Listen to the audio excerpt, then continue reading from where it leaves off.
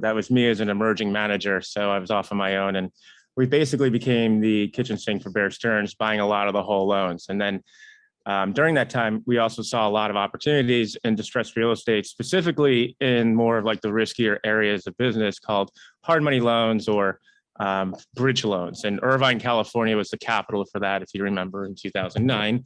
And so we had another institutional investor who gave my partner and I, who's actually my general counsel still to this day, Fred Wade, a equity facility where we were buying a lot of these assets that people had overvalued or actually overpaid for, using a Dutch auction technique to be able to buy these fractionalized interests. And what we do is we would just cobble it together and then sell it off. And it worked really well.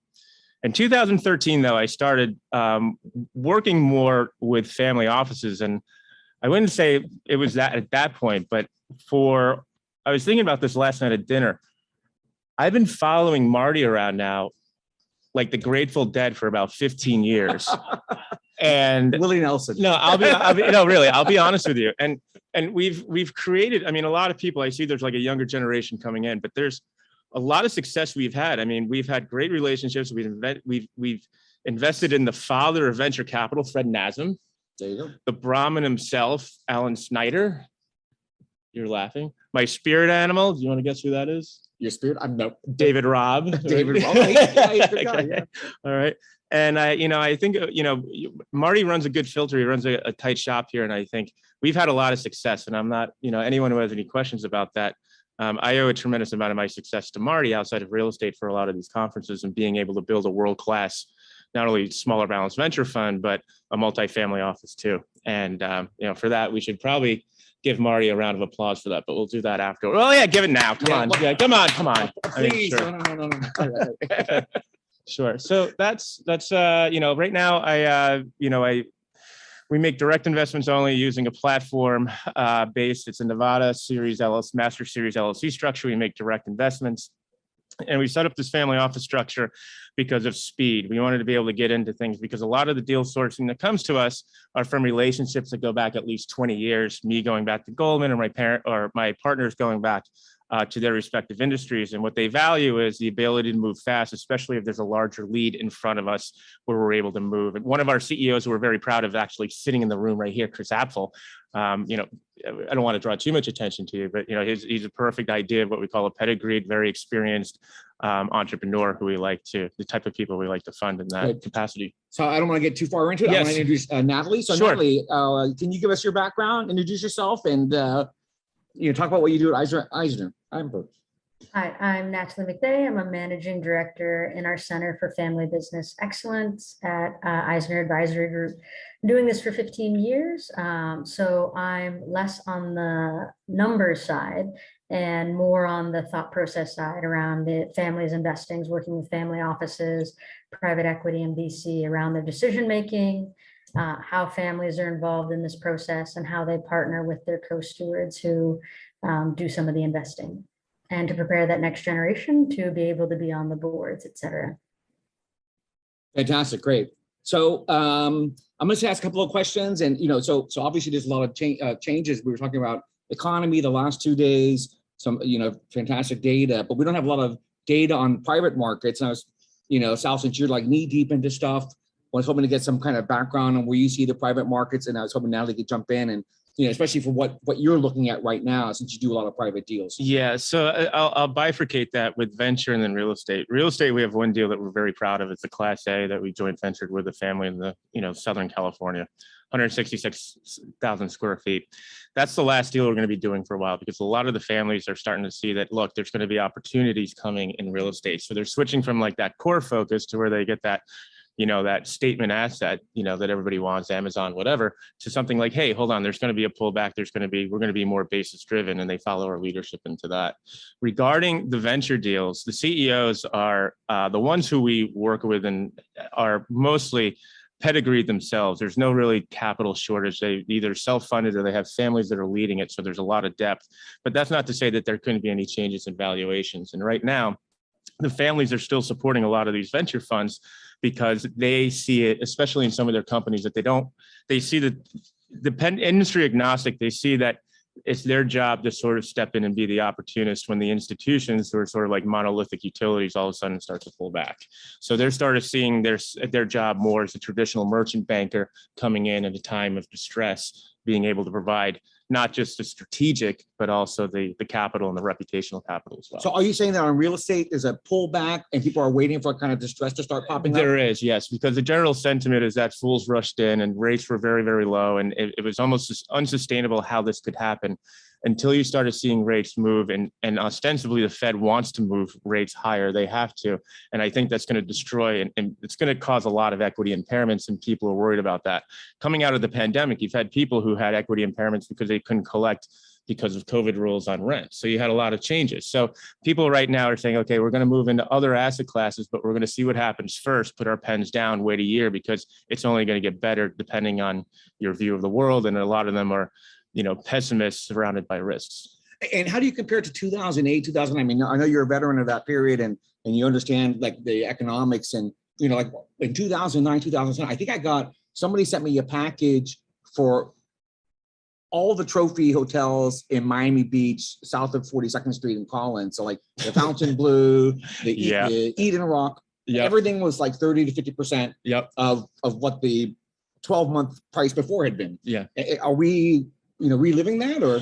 I don't know. Here's the question. It's for the macroeconomically speaking, and again, I'm just a financial nerd. I'm not a credentialed economist by any means. The U.S. is still a very safe place for people to invest. And you have a lot of foreign capital that's still coming in that's sort of balancing the issues right now, or offsetting maybe the equity impairments perceived to be while they're chasing assets, and they're still able to maybe pay a premium for that because they have different capital sources from overseas. Let's face it, have different needs, right? So there's rule of law. It's like least worst market. Yes, exactly. So, but they're still gravitating towards the top markets and the top assets. But I think if you look at real estate as a whole, it's a concentric circle, right? So the further you're out in that circle, the more the distress is going to be. But the closer you come to Manhattan, you're not going to see a skyscraper change hands for $1 yet, right? So it's a function of the market, but it's also a function of outside capital that wasn't there 12 years ago that's coming into the market and moving things. Some families in Manhattan have owned buildings for 100 years. Right. So, and we also know, so you had talked about, you looked at some trophy assets. We know for a fact that a lot of foreign money will come in for trophy assets. So we saw, I guess when Uber was going public, for example, people were willing to buy in at a premium, knowing that it was going to probably decline after going public, but they still wanted to say they were in on it before it went public. This opens up a whole can of worms that you and I have talked about before. And a lot of the families who gravitate towards us are second gens who are not financially sophisticated. You would not find them at a Marty Sakata event. They send guys like me here. What they're looking for is their own legitimacy in their own right, or the next stop for that legitimacy. And, the way we look at it is we're merchants of legitimacy with a lot of the deals that we lead. And I started this by leading with my own checkbook, but really what these families want is they're like anyone else. They want to be able to talk about their investments. They want to be able to show off that my CEO is better than your CEO and all of this, because that really is what they understand at a visceral level. And what we talk about is some of the deals that, we'll get into, but a lot of these people gravitate towards these assets because they see it as being a significance, not just of themselves, but of the wealth and the influence that they are perceived to have. Natalie, can you jump in and tell us where you see the market right now, the families that you're counseling and where are they pulling back? Are they reassessing? Are they looking for opportunities? What do you see happening? I agree with almost everything that was already said. Most of my clients are high net worth, so they have the money regardless of what's going on. And many of them that started their family office or their VC firm or their PE firm had an operating business at one point in time. So they're really looking for other successful, often privately held family companies so that they can really spend time on a board, right? They already had their exit event, realize that being out of the entrepreneurial game is not as exciting for them. And so they're trying to be either an owner's council, a board of directors, and help other people get into the day-to-day management. So they're feeling involved, feeling engaged, and yet able to reap the rewards of the success that they have right now. It's part of their identity. It's exactly what Natalie said. Maybe you can talk about, Sal talks about credibility, but what about legacy? Yeah, so that's legacy for our clients. The legacy and family companies now is not holding on a landmark business. There's some research that talks about entrepreneurs in every generation.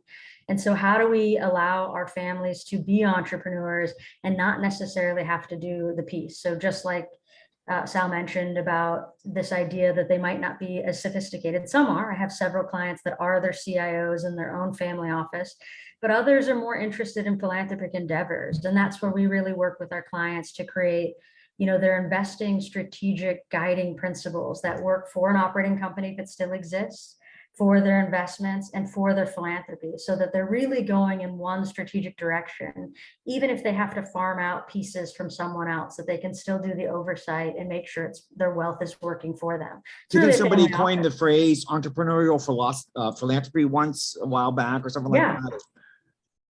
Absolutely. Yeah, and I think the really big piece for them is understanding the oversight that they have and making sure that they can create a continued legacy that speaks for themselves. You used to see, you'd be in oil and gas, but then you'd be giving your money to reforestation. So now we're trying to find a united way that these clients can do this and pursue what they enjoy. So any thoughts on that? Yeah, I would continue in saying that in action that looks like interactivity, and interactivity is a new currency. And, as a CEO of two family offices, I can say one of the metrics I look at is not the deals or anything, is the open rate of the emails, the interactivity, the reply. How am I penetrating these people's attention, getting on top of it? And we spend a disproportionate amount of time doing that because we want to build a community. They want to be a part of a community.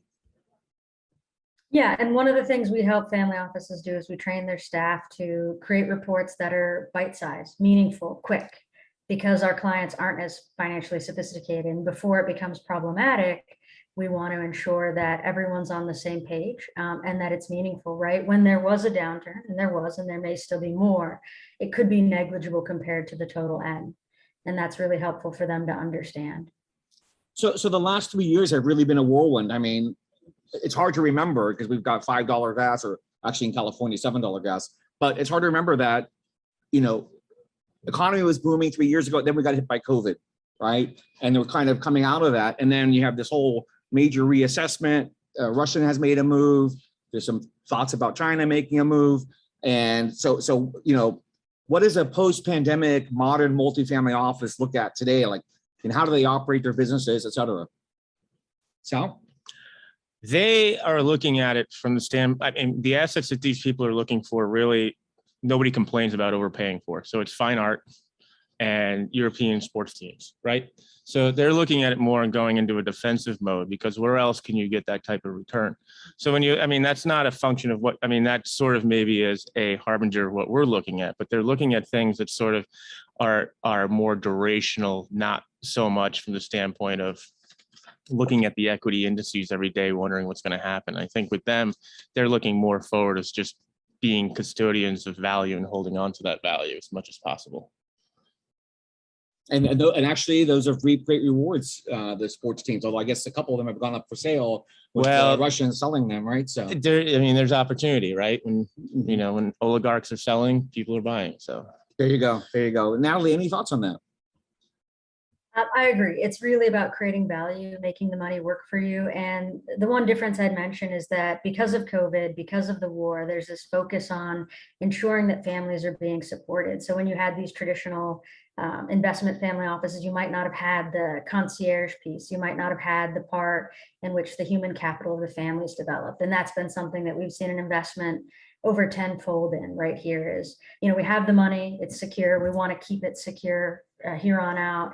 Now, how do we ensure that our people have the time to enjoy it, feel like they can get around it? I had clients that moved to the Dominican Republic and bought the family compound they never thought that they would have. So there's this return to some real estate, but more personally, right, for the family to gather around. Right. So yeah, I guess I understand that a lot of people have moved to Puerto Rico, and here in California, I can count a dozen crypto guys I know. So that's obviously an approach. But so let me ask you a question that's kind of totally off the cuff. Do you think that the recent paint throwing at the Mona Lisa is leading people to rethink their art collectible approach. Yes. And, DE&I has to do with a lot of that as well.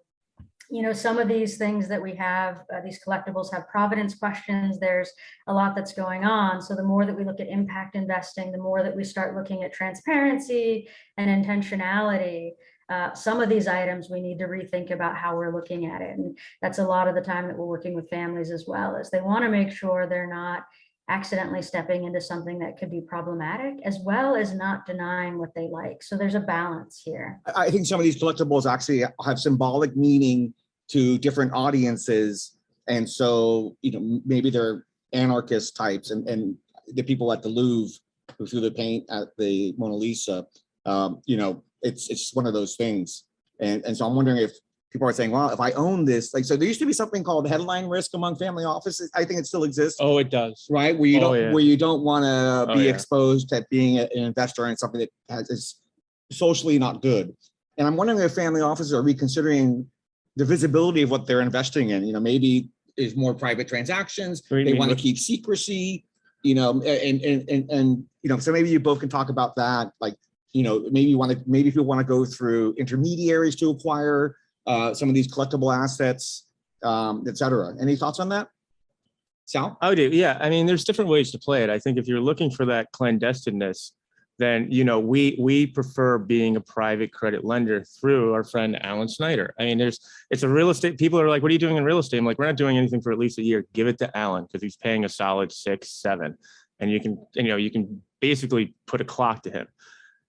The families, though, when they look at other hard assets like art, that's sort of more esoteric because Steve Wynn put his wrist, I think, through one of his paintings and it actually increased in value because Stevie Cohen bought it from him. So, it's still a store of value. It has been for longer than this country's been around. It survived the bubonic plague, but it's the status now that everybody wants in a very conspicuous society to say that I own this. Not everybody does, but some of them do. Yep. Sort of like sports team owners, right? Some of them want the glory. Some of them want to say, hey, I'm networking with the best and brightest and possibly the most qualified list, of people out there.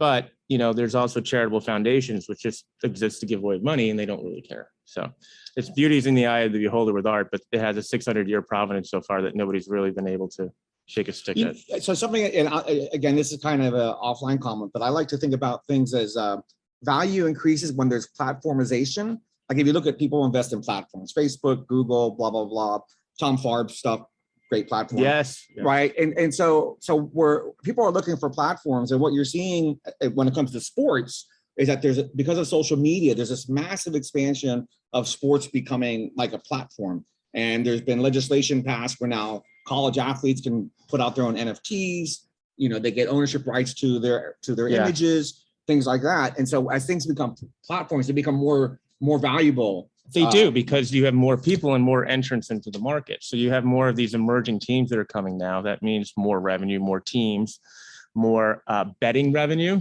right? More of everything. And you're channeling other streams of revenue that were never really possibly able to capture before up until now. Right. So it's more, how do I make money? You see that there's lots of ways to play sporting. Natalie, any thoughts about that? I mean, are you saying, people kind of like accelerate as they see things become more like platforms and this is something I really want to take a look at it, take a deep dive? I see a bimodal distribution, right? There are a lot of people who are interested in the platforms, the distribution of that, and there's a lot of competition here. And I also have clients on the other end, to Sal's point around the status symbol piece, where it's private, it's mine, that's what I want. I don't actually want to play in the big pool, right?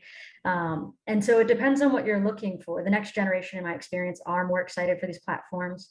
The previous generation is more, trying to figure out old money, legacy, this is how I built it, let's keep that. And ideally, it's trying to find the balance between the two. I mean, financialization today means fractionalization, doesn't it?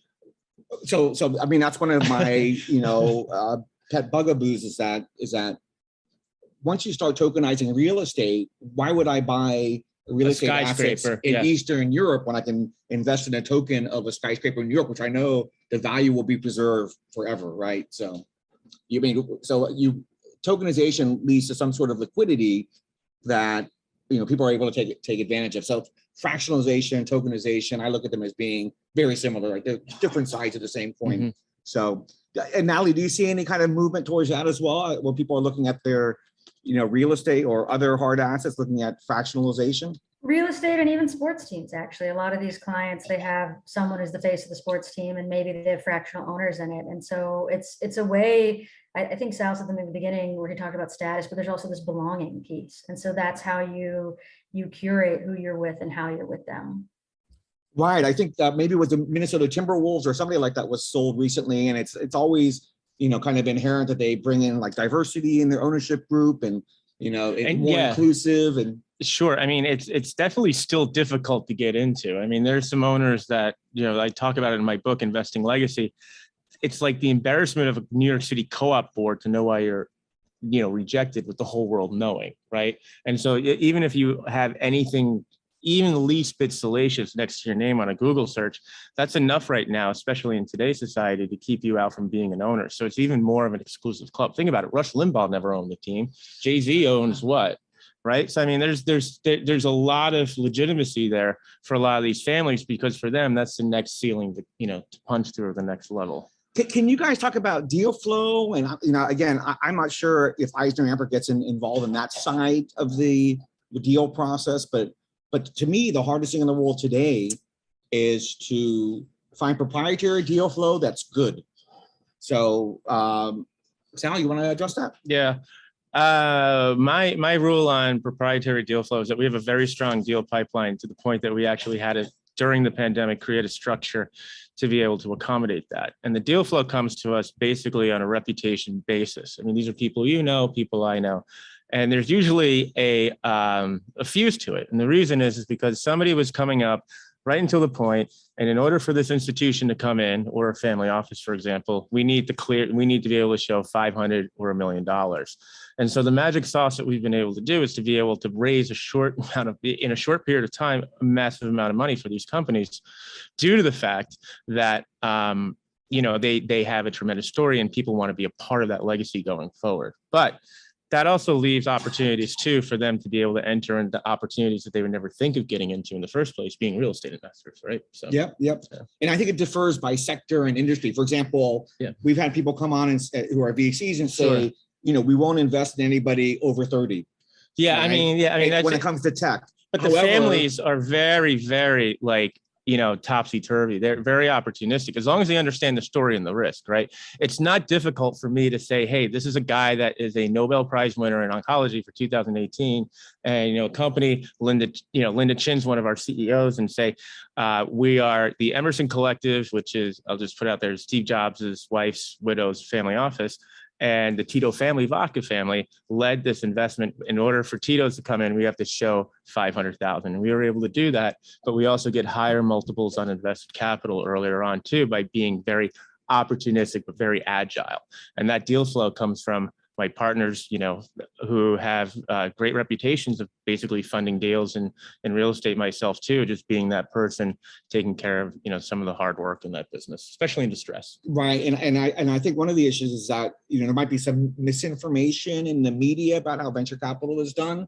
But we found a lot of great success in looking at multi-time entrepreneurs in the healthcare space, for example, because they tend to, because healthcare is so complex that you really need to understand the economics and the regulatory environment and where things come from. Yeah. And so in that way, some gray hair actually is very useful. So Natalie, any thoughts on that? Very similar. Once you're at a certain place, it is who you know, how you know them, getting in front of them. But I think the deal flow challenge is really when you're starting your family office, more than anything. And there are some family office forums that work really well that help create that, so that you actually get to start joining in other people in these deals, vetting them together. So there's the two sides there. And unlike VC firms or private equity firms, family offices don't have to be on a clock, right? They don't have any, no duration. They're not going to be like, all right, we'll hold you for 10 and then maybe another extension to. There's no duration risk. No, they're looking long term. Actually, some of the families say, Sal, don't invest in anything don't expect us to invest in anything with you that doesn't have at least a 40-year, doesn't meet their 40-year impact plan or impact statement. Some of the best investments you never sell. Yeah, you don't. Right? I mean, that's like a well-known approach in real estate. Oh, As I said, there's families who they buy the real estate and then they finance the other shareholders out and Yeah. they. It's been going on like that since, beginning of time. We have a question from the audience. Yeah, how open are you to think go outside of the US? And if you're not, then what are the reasons? I understand most of family offices are US focused. But you have to understand what are the What do you mean? Do we do any outside investing overseas? So the question is, how amenable are family offices to non-US investing if they're domestic US? They are. So I'll let the cat out of the bag. We're looking at one opportunity here, which is AI in sports. The company already has Chelsea Football Club and several others as their clients. The families that invest in this with us get jerseys with their names on it signed by Chelsea Football Club players. So this is going to go well. Is that going to go over well at UK? Yeah. We'll probably have to hire K&L or Perkins Coie, who we use, to see what that cross-border transaction looks like. But they are very open to it because they're sophisticated enough to understand it. And if they're not, they're sophisticated enough to ask questions. We don't get anywhere near that unless we are couched in with legacy owners who have been through this before and operators that have had many exits or done this in respect to staying in their lane for these types of things. Yeah, I think there's some regulatory complexities. My only remark is that, and I'm a young guy like Sal, a little bit older, but the issue is that foreigners do so well in the United States. It's why, yeah. So it's almost like, why tempt ourselves by going to an area that isn't as, number one, rule of law, right? And number two, regulatory aspects where you don't know who is influencing, pushing, the environment, et cetera. So I ran a very large group at JP Morgan back in the day, and we did a lot of work with Indian and Philippine and Costa Rican companies. And we demanded that they have assets in the United States equal to the amount of work we're doing with them so that we could sue them if something went awry. Yeah. Right. So I think that's. Yeah. I mean, the US, it's an easy sell for someone overseas because the US is a safe place to invest. Where else are you going to invest today? What about venture capital and private equity funds outside of the US? What's come out of that area so far that's going to attract a lot of interest there? Catching up with the US, that the number of vehicles popping up like really fast. So, more emerging possibilities in certain areas than the others. It is. So, I would think that Europe is probably fantastic when it comes to privacy, and there's still a regulatory framework that has to be understood, right?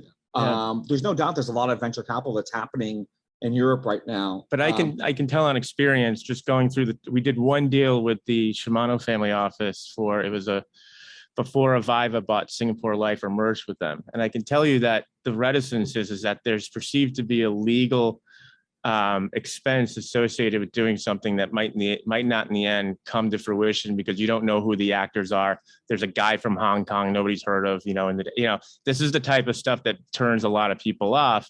And that's why, they're attracted to guys like Tom or Chris, that's what they attract for. And it's also a function of their ego. They're not thinking logically like, oh, there's probably better returns in Eastern Europe. They don't care. They care about outdoing their friends. Yeah, I think that recourse really matters, tremendously, and also being able to get what's what I'm looking for, like full disclosure, who the person is, can I investigate? And I'll tell you, so I was early into the crypto craze. I got approached by somebody who I've known for years. I think he's like a Yale guy. He said, hey, why don't you come and get on the board of directors of this Canadian crypto company, right?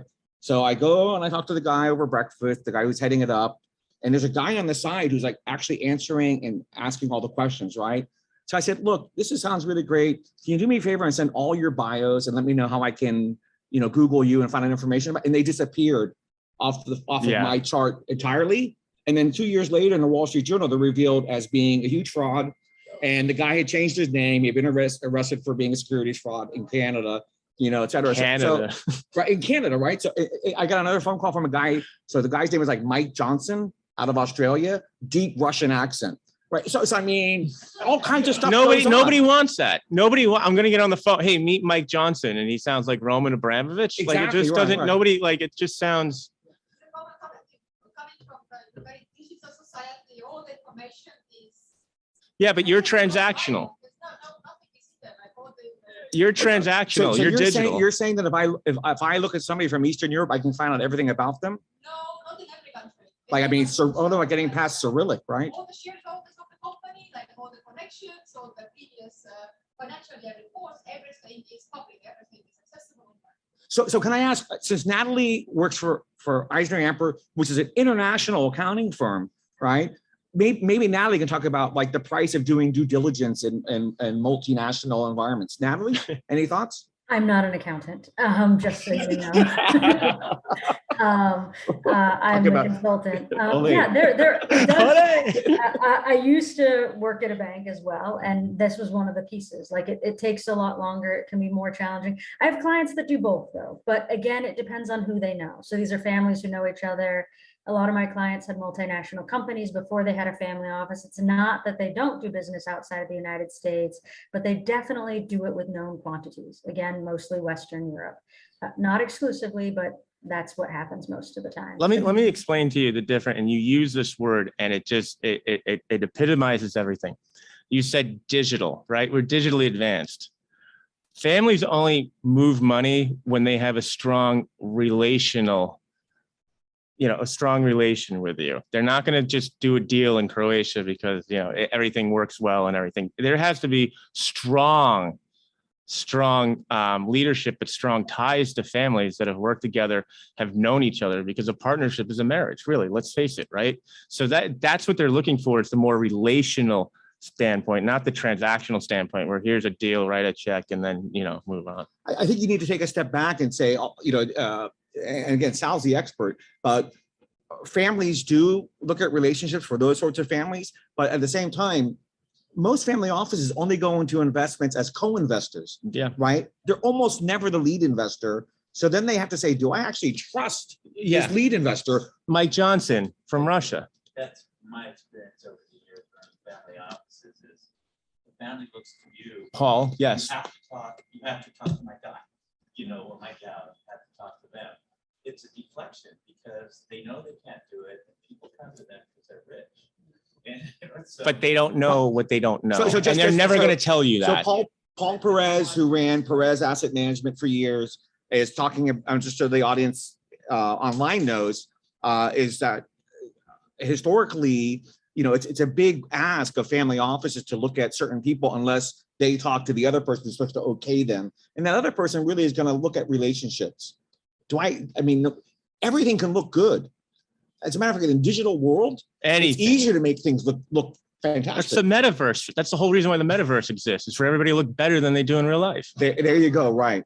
And so like a great example, and it's kind of off from the private world, is that if you look at hedge funds, there's pretty much like one or two ways to look at hedge funds. But when they approach you, they'll give you 50 ways, whichever way is the one that makes them look most advantageous, right? And so you have to say, great, well, I get the same thing from ventures and other people. So you need some kind of an intermediary or a traffic cop or somebody who's saying, great, this is the way they want to look at it. And this is really 9 times out of 10, the only way you're going to get by. Paul? There's relationships and relationships. Sometimes they have a relationship and they know that they don't want to invest. So once again, you have to talk to my guy or my gal. Yeah. Oh, damn, he said no. Oh, he's in Bahamas this week. Oh, right. Like, who doesn't check email anymore, right? Honestly. One of the greatest metrics out there is that they've done studies of people who like introduce the best deals, and without failure, they tend to go back to the mean pretty quickly because they're finally opening up like a pipeline to be able to just shoot every deal they know. Let me give an example, and this goes back to Marty. So Marty and I have a friend in common who's one of my partners, and Marty knew that I was like a gunslinger, and I already invested in Fred Nasdaq and a few other deals. And he sent this guy out to Las Vegas. I don't know how that conversation went, but you have this guy that's 3 Ivy League degrees. He's like, go out and meet this crazy guy in Vegas, Sal. He went out there for riches and distress, and he does real estate, but he's done healthcare. That was when we invested in Municom. I invested personally in that in 2016. The valuation on that was $15 million. Today, it's about, and again, maybe just looking for an accounting for like a downward index because of the markets, at around $375 million. So there's a huge multiple there. So it's the relationships that I have and that I have. So it's all relational. That guy would never have gone on a flight to have a layover before going anywhere else he was going to talk to someone else if he did not get referred to me by Marty, who knew me at that point probably by at least 10 years. Does that make sense? And one of the great stories about Immunicon is that the founder was a guy with a PhD, or he's a doctor. Yeah. And he's got tons of gray hair. He's been to like, several, startups, et cetera. And it took him years to raise the capital. It did. Whereas his son had just graduated from college with 2 MIT guys, and they raised $15 million in about 30 days. And then after that, it was Google Ventures that put in like another 30.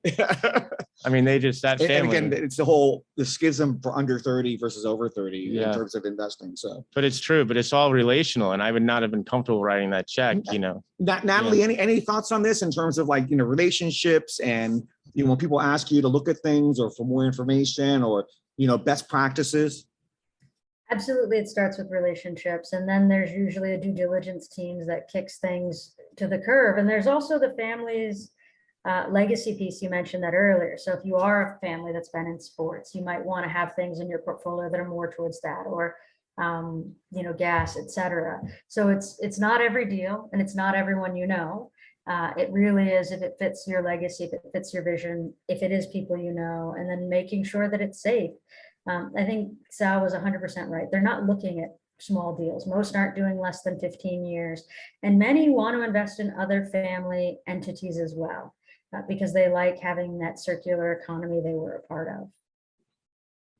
Yeah, I think what's most intriguing, it's one of the questions that Sal had asked about deal sourcing, is that there's this mass proliferation of accelerators and incubators, et cetera. And all they do is help people prep for how to raise money. But so you're always today you will most of the time get documents from people that look pretty good, but then you have to ask them the business questions, right?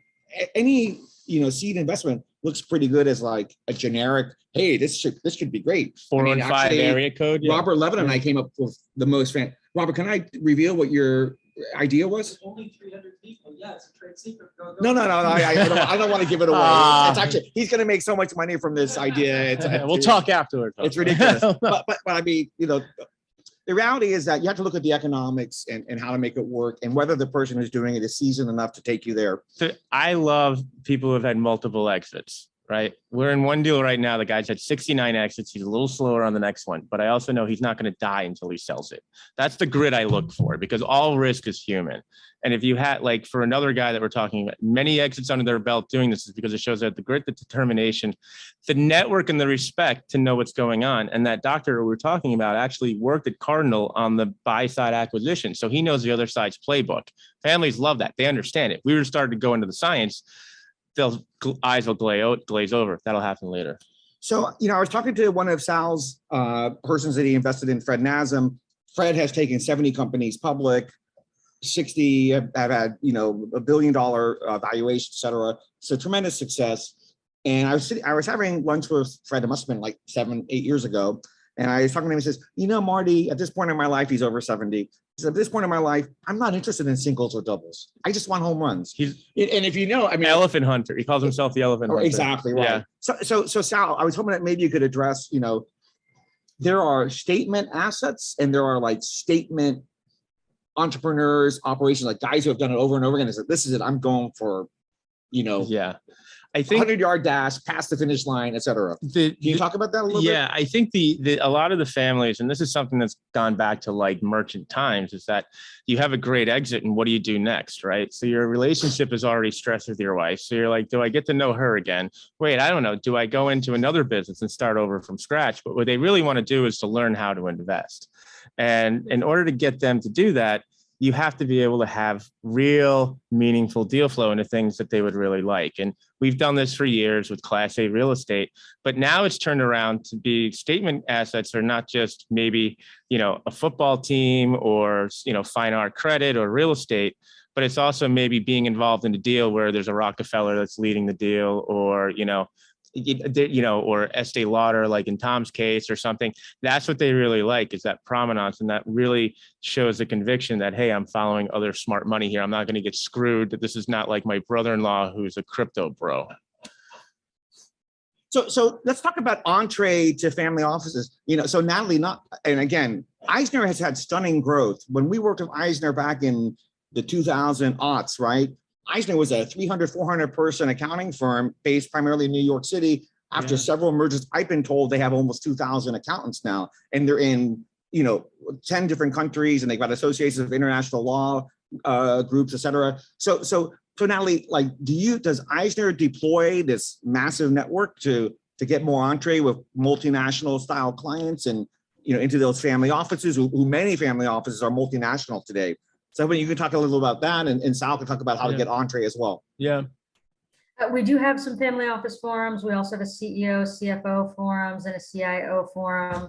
I think that's what clients are looking for. They're looking for places where they can trust each other, get to know each other, and do these deals, as well as understand how each one thinks about this differently. You've heard the phrase, when you've seen one family office, you've seen one family office. So just because Bob does it and I golf with Bob doesn't mean he's the only one. So when you get to these peer groups, one, you get to learn from experts. They can help you give the guardrails. And two, you really get to understand how other people are thinking about their assets, because you can make it any way you want it to be. I've been surprised and dumbfounded at times with the different ways my clients have decided to do their work to increase the value of what they've already created. That is quite immense. Your thoughts, Sal? How do you get entree into this, almost clandestine world, right? Yeah, you gotta not be afraid to write a check. That's it. You do, because nobody's gonna take you seriously until you write a check. I was seeding all of these deals before I started putting together a fund or SPVs, because I wanted to show conviction. What shows more conviction? A pretty pitch book, a pretty back office, or writing a check and forging a relationship with a CEO? So shared risk. Shared risk, yeah. It's sort of like, you get hurt, I get hurt. Alignment of interest. Alignment of interest. Et cetera. Forever. So yeah, that's fascinating. So I know we talked a little bit about real estate, but maybe you can take a deeper dive into that, Sal. I mean, you said there's might be some opportunities in the future. Any geographies or any sectors that you see? Like, for example, we had Peter Lewis on from Morton Equities, and he had sold a bunch of warehouses to Amazon during COVID, and now Amazon is trying to get rid of them, right? Yeah. Overcapacity. Any thoughts on that? Yeah, I think everything's going to be cyclical. I mean, obviously we have industrial interest in Las Vegas. It's 100% leased. We're not really exposed to Amazon, but I think right now that in certain asset classes, if you were to look at commercial real estate and bifurcate it, it's between, the people who invest with us are the ones who go into, like, say, Class A office or Class A industrial. Then you have the other who are more wealth creators, and they use residential to do that because they're taking the risk of the residential tenants, right? You're taking on tenant risk, and you buy a value add, you turn it from a Class B to a Class A or a Class C to Class A.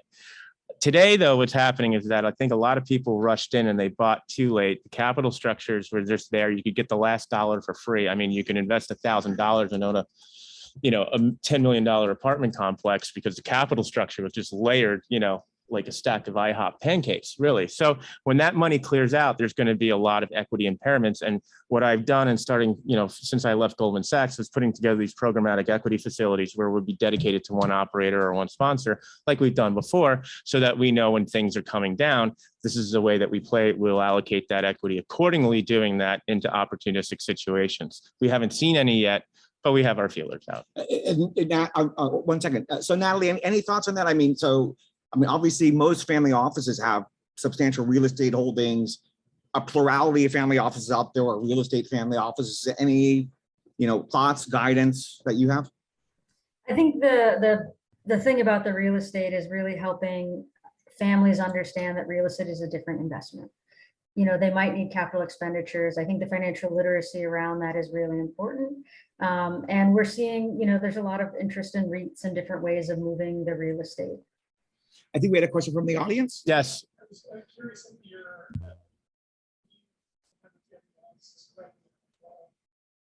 are looking for high profile luxury. Not every family office is the same, right? So if it's a high, Yes, if it's an Asian family office and they want to buy it at a 2 cap, yeah, that's an entirely different profile of an investor because they're looking to park money. They don't really care about the return, right? But if you're looking to do something where it's actually productive and they can actually use that to augment their society's foundations, then that's not going to be a good fit for them. But they want the same caliber with the same caliber leadership, with the same caliber family office going in. A lot of these family offices don't lever as much as like regular mom and pop investors because they have a lot of money. They don't have to use a lot of leverage and they use real estate basically as a cash repository, right? So, you know, they're not going to be in trouble, but they're the ones who are smart enough to see opportunities down the line in the horizon. But beauty's in the eye of the beholder. If they want to buy the Waldorf Astoria, that's a different capital sources have different needs and wants. Yeah, if you want to extend that thought to sovereign wealth funds, I mean, obviously this. Sure. The Waldorf Astoria. Yeah. You've got the Sears Tower or whatever they call it these days. Those are Chicago was bought by the Korean pension fund. You've got, the Saudis own half of Piccadilly Circus in London. So yeah, absolutely right. You're looking. Yeah, but you got to have those relationships, Yep. And you got to be trusted to write the check. And I've had people stand me up, and it's not fun. Yeah, I do have a funny story. I had a guy who Sal knows who was well-known venture capitalist, and he was doing a deal. So he wrote a book, and I was publicizing his book, and somebody wrote to me and said, "You should never do business with this guy." I said, "Why is that?" Because 30 years ago, I was doing a deal with him, and we went into the office to sign papers, and he said, "I got to go to the bathroom. Sorry." So he gets up, walks out, and he doesn't come back. So again, you have to know it's embarrassing. It's terrible when that happens, but Sal, again, these are, I don't know if you saw any of Jeff Hughes' presentation today or Ken Fryer's yesterday, Mm-hmm. But I mean, there's a lot of doom and gloom out there in the economy. Any thoughts on what family offices are they pulling back? Are they de-risking? Are they saying, let's look at 5 different ways? They're right now are anticipating what comes next. They're not really repositioning anything because they've done that already during the past credit cycle. So they pulled out a lot of their equity. We were beneficiaries of that, and now they're just sitting on it. And they're not that levered, so it's not like they're going to have a gun to their head or there's going to be any sort of technical default. But they're looking for the opportunities from the lowest common denominators who are beneficiaries of these low interest rates to start blowing up and going in and pouncing into real estate, into assets that they know Hard well. assets, Yeah, sure, hard assets they know. So if their office is office, if it's industrial, but they see a large 50-year-old industrial family leading it, then they'll go into industrial. I mean, the biggest difference between 2008 and today is that in 2008, there was a mystery around hedge funds. People would say, well, I can't tell you, it's my secret sauce. Blah, blah, blah. And now a great story I was told. I was sitting down with a family office 6 years ago. I said, so how's your golf game? We don't golf anymore. So if I go to the golf course, it's 9 holes, never 18. But he's like, got this thing here and it keeps me busy all the time. And, he's pointing to his cell phone, right? Because he's just, and so people have become geekly analytical. And when they don't want to do it, they go to EisnerAmper. And I was hoping Natalie could talk a little bit about like the kind of services you guys offer to do analysis for these family businesses. Yeah, we have outsourced family office cloud accounting. We have sophisticated audit. We have many different ways to augment family offices. And in fact, when you talk about planes, boats, et cetera, finding tax advantage ways to do that. And then we have our service line as well, which helps the family's communication, cohesion, and governance. Right. And so I guess that you must also look at domicile of assets if you're working on, planes and boats and things like that, because I think California has some punitive policies towards that. Domicile of assets. I mean, there's honestly too many service lines to add. And we actually do have the largest set of sophisticated accountants, a team of over 40 that just specialize in family offices and high net worth families to help understand theirs. Even the big 4, although they're bigger than us, they have people who part-time do family office. So there are solutions, again, not an accountant, that I don't even know about, but I do know all my legacy family office clients that I had before coming to here have been more than pleased because there's something that they can find because this is what they do day in and day out. And so besides your work that you do in the planning and business planning and business assessment, there's also a pretty broad group that also is involved with trust and estate planning, taxation, et cetera, correct? That's correct, yes. Yeah. Fantastic. I one more question. Just about Eisner, you do family office services also? Talk about Eisner's family office services. I think that Paul was going to talk about that, but you're welcome to talk about it as well, Natalie. family Yeah. office services? We do have family office services. Like I said, we have outsourced family office services where we can be your back office. And then we have the accountants who help the family offices directly. They act almost as a multi-family office for them. Thanks. Perfect. Great. Any other questions from the audience? Fantastic. Listen, great job, Thank Sal. you. Thanks, Natalie.